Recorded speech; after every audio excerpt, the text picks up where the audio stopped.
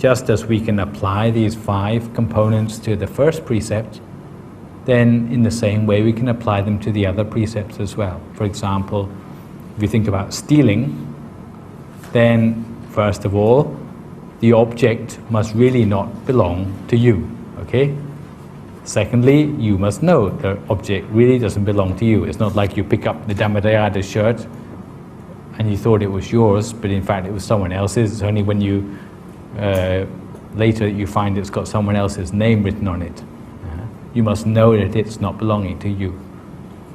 Thirdly, you must intend to take it away from the possession of the person it belongs to. Thirdly, you must make the effort to remove it. And you can be detailed in that. For example, if you want to steal a chair, then the point where it becomes a breaking of the precept is when the feet leave the ground. And it really must disappear from the ownership of that person as intended. As for the third precept, then the woman or man involved must really be someone who is not married to you, or a man or a woman who tradition prohibits as a sexual partner. For example, a prisoner, or a nun or a monk. Okay, and you must know that, and you must have the intention to have sexual relations with them. Fourthly, there must be some effort made, like removal of clothes, etc., etc. And fifthly, there must be an actual joining of sexual organs. So you can apply it for yourself. Telling a lie, you must know that a certain story is not true. It must not be true, you must know it's not true. You have the intention to misrepresent the truth in that way. You made the effort to say it or write it, and you managed to deceive the person as you intended. Okay? And drinking alcohol, for the 5 precepts, you must know that it is alcohol. The 8 precepts, it doesn't matter whether you know or not. If it goes down your throat, it's still breaking the precept, okay? There's said to be a small difference between 5 and 8 precepts in this respect. So there would only be 4 components for drinking alcohol in the 8 precepts.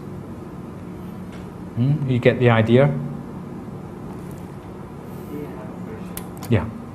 Or like breaking the precept of lying. People sometimes say that they don't want to lie, so they tell the truth, but not the whole truth. Is that breaking the precept? Not to tell the whole truth is not to tell a lie. Neither is keeping your mouth shut. You can only have points deducted for what you say.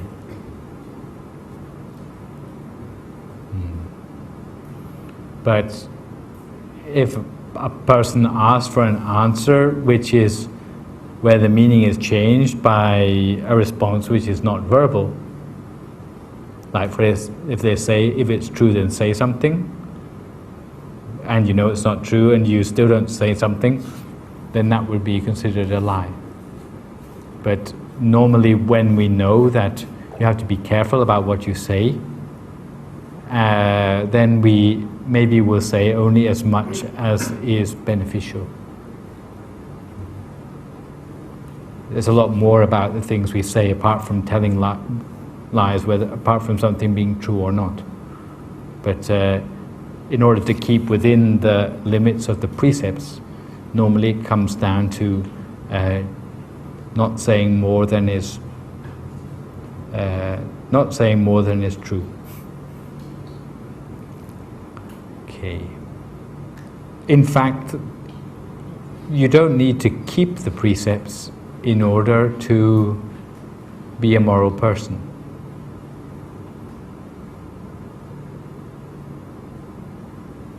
True?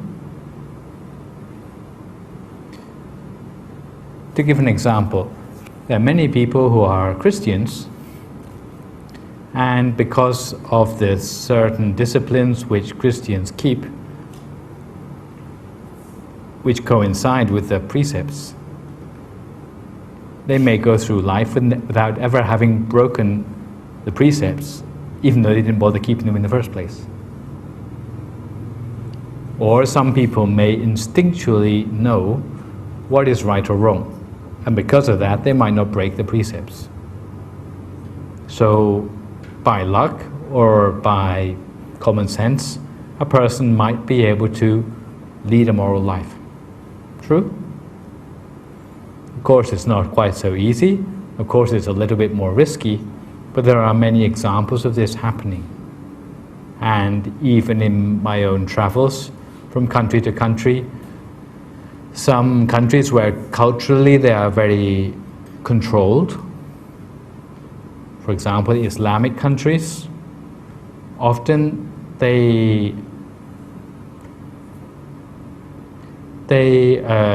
do well in their meditation. Why? Because even without knowing what precepts are, they keep most of them anyway, just in the fact that their own religion requires them to do it.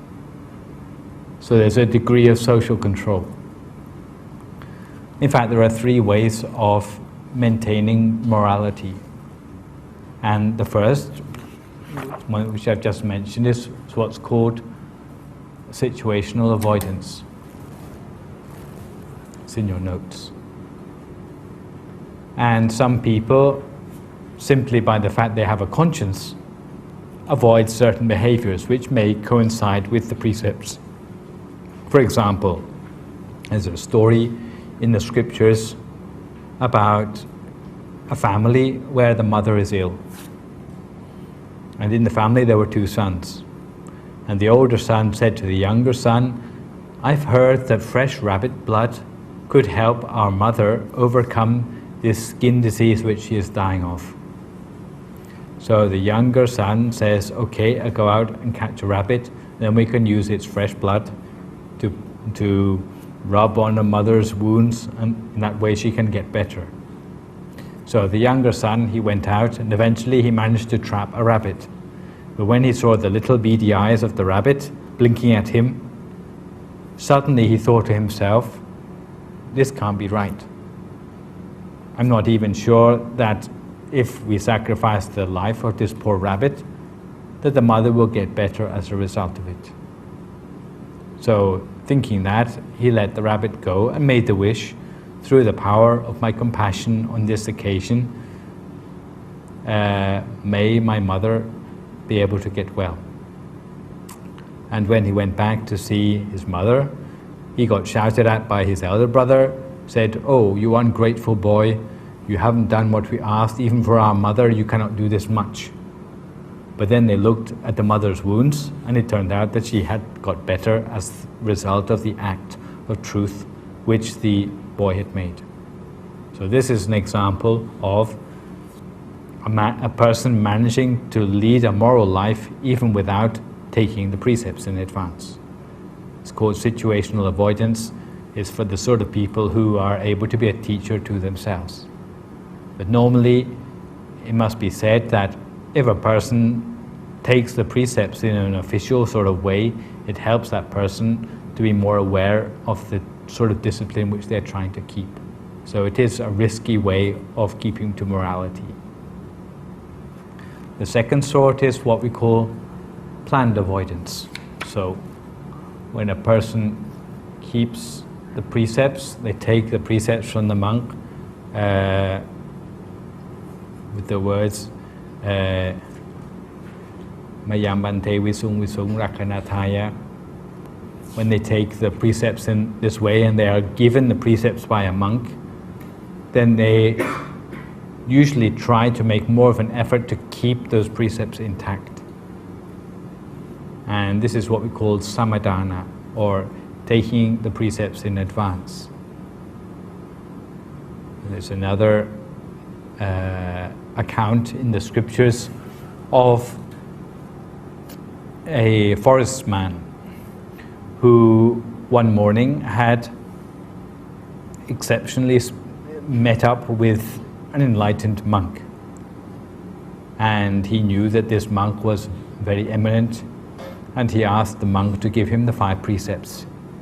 Later the monk went home and he made his way back through the forest. And as he was going through the forest, one of these big boa constrictors came up and wrapped itself around him. Normally, if you are a hunter, the way in which you would protect yourself when a boa constrictor wraps itself around you is to take your knife out of your sheath, turn it with its blade outwards, and put it right up against your body, so that the harder the boa constrictor wraps itself around you, the deeper the knife will cut into it, and eventually it will give up. So when this happened to him, his first reaction was to pull out the knife and to stick it into the coils of the boa constrictor. But later it occurred to him, just now I just received the 5 precepts from this eminent monk. It's not every day I get the chance to receive the precepts in such a way. If I do this, then I will be breaking the precepts which he has given me. If I were to die today, but my precepts were intact, then surely I would have a better afterlife destination than if I were to live a long life, but to have precepts which are broken. So thinking that, he took his knife back again and put it back in its sheath. But the strange thing was that the more that boa constrictor wrapped itself around him, the hotter it became. And eventually it felt so hot that it left the guy completely alone and slithered off into the forest. So this is an example of being protected by the precepts. But in this case, the reason why the forestman trusted in his precepts was because he had taken them in an official way from the monk earlier that day.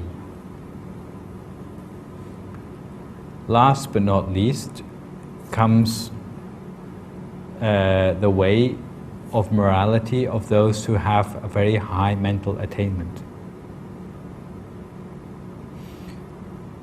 If a person has a very pure mind, the sort of mind where they have attained stages of Buddhist sainthood, then no aggressive or unwholesome intentions even arise in their mind anymore. So there's no intention to create any harm, then of course they would never say or do anything which is harmful. True? So this is what we call avoidance by transcendental means. And there's also a story to go with this. It's a love story. Now, once upon a time, there was a certain princess or daughter of a wealthy merchant who had practiced meditation with the Buddha until she had managed to attain what is known as stream entry. You know what stream entry is? How high up is that in the order of Buddhist sainthood? First stage. It's a stage where certain forms of defilements have been taken away completely from the mind, but unfortunately sense desire still remains. So such a person wouldn't have any ill will, anger anymore, or delusion about their self anymore, but they still have sense desire. Sense desire hasn't been completely eradicated.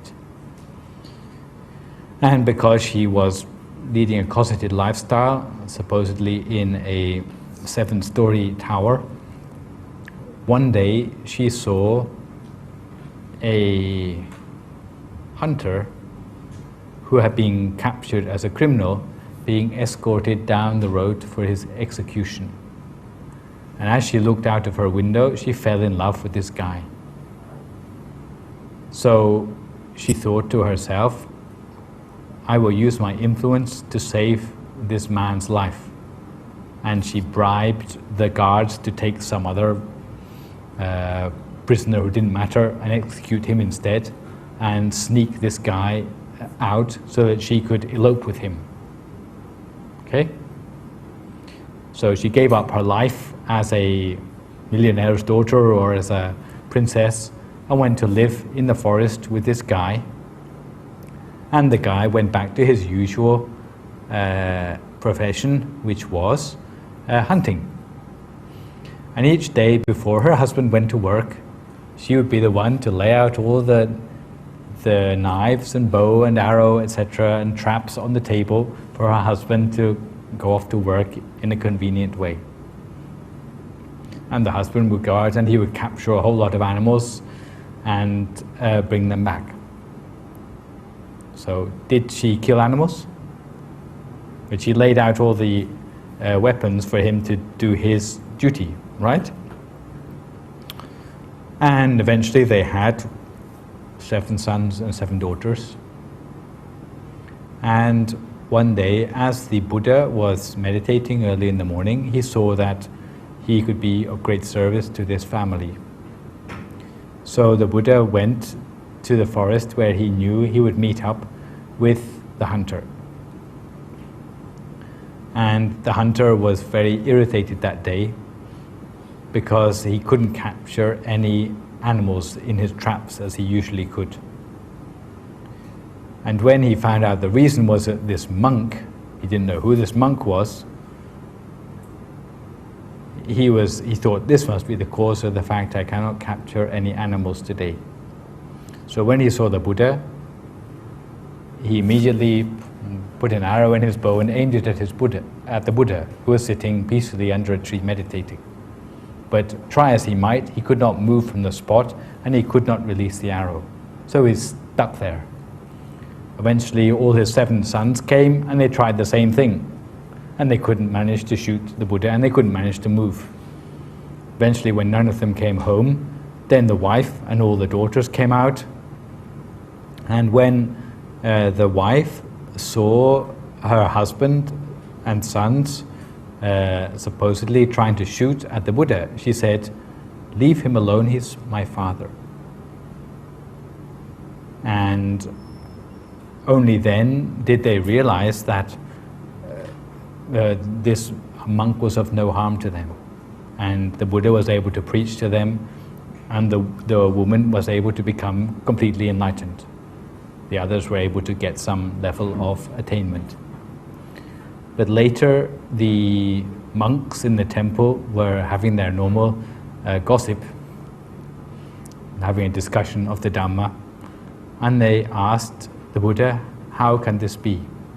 This woman who was laying out the weapons for this hunter to go and kill animals every day, how can she have a mind which is so pure that she could become completely enlightened like this only after a short teaching? And the Buddha explained it's because this woman had a mind which is so pure that no negative intentions arose in her mind anymore. Even though she just laid out the weapons on the table or whatever, there was nothing in her mind which was unwholesome. She just did it. And this is why we call it transcendental avoidance. For a normal person to put out weapons on the table, there must be something which crosses their mind, which is to do with killing. But in her case, there wasn't. She just did it because it's her duty as his wife. So this is what's known as transcendental avoidance.